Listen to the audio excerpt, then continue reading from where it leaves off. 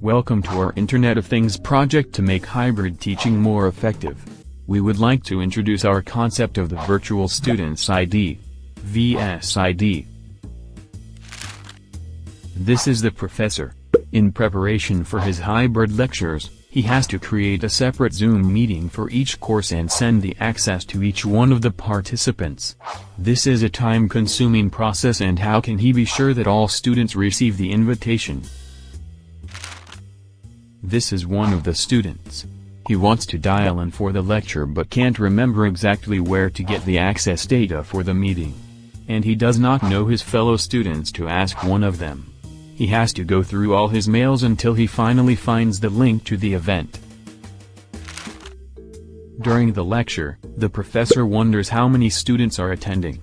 He would also like to collect contact information so he can communicate with those attending the class. To do this, he asks the students to fill out a list.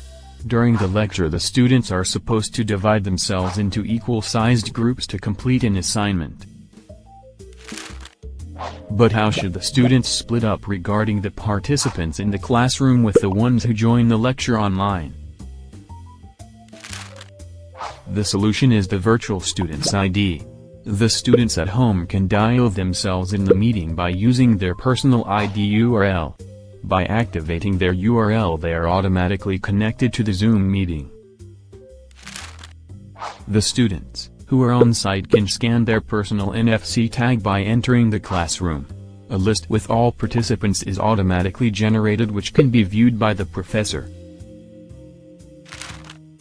Team formation can also be skipped, as teams of equal size can be formed randomly via the participant list. If the professor releases the list of participants, students can also contact each other more easily. By bridging the gap between online and presence attendances of students with the Virtual Student's ID, the hybrid lectures can be handled more effective than ever before.